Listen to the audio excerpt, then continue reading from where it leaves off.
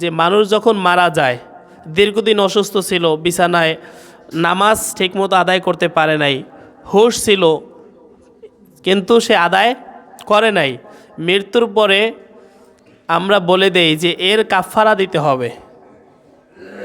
এর কি দিতে হবে? কাফফারা দিতে হবে। কাফফারাটা হলো প্রত্যেকটা ওয়াক্ত নামাজের পরিবর্তে আপনার সদকায়ে ফিতির পরিমাণ, সদকায়ে ফিতির যেই মূল্যটা আসে, গত বছর তো সম্ভবত 115 টাকা আসছিল, তাই প্রত্যেক ওয়াক্ত নামাজের জন্য এরকম 115 টাকা করে ধরবে 5 ওয়াক্ত নামাজ, এবং বেতের নামাজটাও 1 ওয়াক্ত ধরতে হবে, যেহেতু ওখানেও কি আছে? ফরজ আছে। এই জন্য মোট 6 ওয়াক্ত। দৈনিক কয় ওয়াক্ত নামাজের দেওয়া লাগবে কাফারা? 6 ওয়াক্ত। এই জন্য কোনো মানুষ যদি মারা যায় এবং তার জিম্মায় যদি কোনো নামাজ এরকম বাকি থাকে, এগুলোর কাফারা দিতে হবে। যদি কাফারা দিয়ে দেয় তাহলে হয়তো এর উসিলায় সে কবরে শাস্তির সম্মুখীন হবে না, কিন্তু যদি আদায় না করে তাকে অবশ্যই এর জন্য শাস্তি পেতে হবে। এজন্য আমরা ওসিয়াত করে যাব সব সময়। যদি আপনার উপরে হজ ফরজ হয়ে থাকে, আপনি হজ করতে পারেন নাই, আপনার জন্য যদি সম্পদ থাকে, সন্তানদেরকে ওসিয়াত করা যে আমি তো এখন অসুস্থ হয়ে পড়ছি, আমার তো আর মনে হয় হজ করা সম্ভব হবে না, হজ আমার উপর ফরজ ছিল, আদায় করতে পারি নাই, আমার পক্ষ থেকে আদায় করে দিও।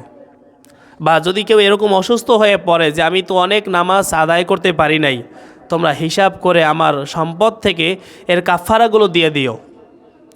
আমার যে ঋণগুলো আছে আমি পরিশোধ করে যেতে পারি নাই, আমার এই ঋণগুলো আমার সম্পদ থেকে তোমরা পরিশোধ করে দিও। এই ওসিয়াত করা আপনার আমার প্রত্যেকের জন্য জরুরি, সন্তানদের জন্য বা যারা থাকবে তাদের জন্য।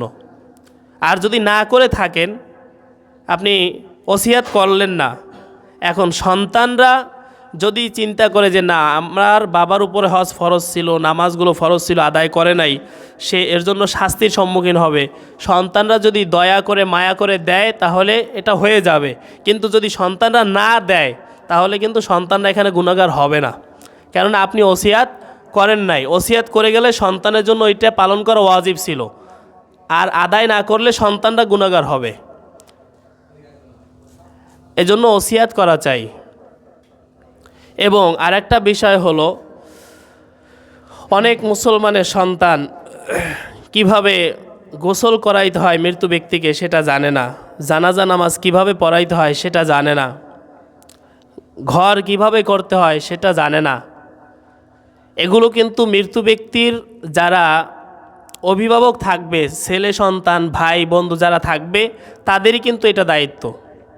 কিন্তু আমাদের বাংলাদেশে অধিকাংশ জায়গায় দেখা যায়, গ্রামগঞ্জে সারা এলাকায় যত মানুষই মারা যাক, নির্দিষ্ট কয়েকটা ব্যক্তি থাকে, এরাই ঘুরে ঘুরে সব জায়গায় ঘর কাটে, বাঁশ কাটে, গোসল আদি করায়। এর বাইরে কিন্তু অন্য কোনো মানুষ, তারা মনে করে এটা আমাদের কাজ না। কিন্তু আসল কাজটা কাদের? মৃত্যু ব্যক্তি না, সবার না, মৃত্যু ব্যক্তির যারা ছেলে সন্তান থাকবে, ভাই যারা থাকবে, এদের দায়িত্ব। কারণ নিয়মটা হলো, আমার যদি ভাই মারা যায়, এখন আমার হাতেই যদি তাকে গোসল করাই, আমার হাতে যদি ঘর করি, আমার হাতে যদি নামাই, আমার ভিতরে একটা ভয় আসবে যে আমাকে এরকম মরতে হবে। একটা মানুষ যদি একটা পরিবারের ভিতরে মারা যায় এবং ওই পরিবারের লোকজন যদি যথাযথভাবে তাকে গোসল আদি করায়, ঘর দেয়, দাফন কাফন করায়, তাহলে ওই ঘরের মানুষগুলো এই একটা মানুষ মৃত্যুর দ্বারা অবশ্যই পরিবর্তন হয়ে যাওয়া সম্ভব। কথা বলেন ঠিক কিনা? তাদের ভিতরে এই কবরে চিন্তা আসবে, এই ভয় আসবে যে আমাকে এরকম কবরে নামাবে। ওই মানুষগুলো আর গুনাহের কাজ করতে পারবে না, ওই মানুষগুলো আর হারামের ভিতরে লিপ্ত হতে পারবে না। কিন্তু আমাদের ভিতরে অবস্থা হয়ে গেছে, এগুলো আমাদের কাজ না। নির্দিষ্ট কিছু ব্যক্তি থাকে সব এলাকায়, যে অমুকের ডাকো, অমুকেরা ঘর করবে, অমুকেরা গোসল করাবে, বাস বিনিময়ে তাদেরকে একটু খানাপিনা খাওয়াই দিলাম, বাস। এরকম লোকও দেখা যায়, আমি এরকমও দেখছি, নামাজ এক ওয়াক্তও পড়ে না, বিড়ি খায় হোমানে, সেই ব্যক্তিও ঘর কাটতে নামে, সেই ব্যক্তিও কি করে? ঘর কাটে। এবং গোরস্থানের সেখানে ঘর কাটতেছে, সেখানে বসে চা বিস্কুট পান সুপারি এগুলোও খাইতেস। এরকম হয় কি না? আপনারা দেখছেন না? তাহলে এগুলো যদি আপনি কোনো অভিভাবকরা করতো, যার সন্তান মারা গেছে, যার ভাই মারা গেছে, তাদের পক্ষে কি এই কাজগুলো ওখানে বসে করা সম্ভব হইতো বলেন? তারা দুনিয়াবি কথা বলে, তাদের ভিতরে তো এগুলো স্বাভাবিক।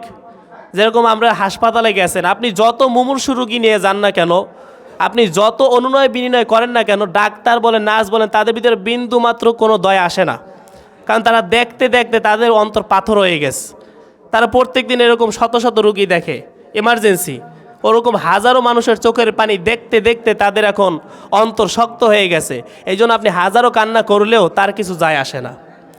ঠিক তেমনইভাবে যদি এলাকার সব মানুষের দাফন কাফন এক লোকেই করে, ওই ব্যক্তির ভিতরে কোনো দিন কবরের চিন্তা আসবে না। দেখতে দেখতে তার অন্তর শক্ত হয়ে গেছে, দেখতে দেখতে তার কাছে এটা স্বাভাবিক মনে হয়ে গেছে। এই জন্য তাদের কলবটা মরে যায়। এই কথাগুলো অত্যন্ত জরুরি। সন্তানদেরকে ওসিয়াত করে যাবেন, শিখাবেন কিভাবে গোসল করাবে, কিভাবে আপনার জানাজা নামাজ পড়াবে।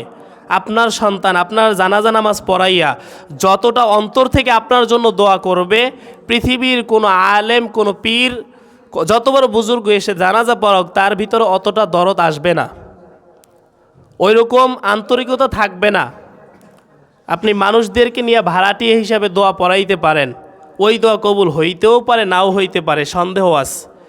কিন্তু আপনার সন্তান যদি আপনার জন্য দোয়া করে, আপনার সন্তানের দোয়া আল্লাহর কাছে অবশ্যই কবুল হবে। এজন্য এইগুলো আমাদের ভিতরে পরিবর্তন হওয়া চাই। আল্লাহ তাআলা আমাদের সবাইকে এগুলো বোঝার এবং আমল করার তৌফিক দান করুক। সকল বলি আমিন।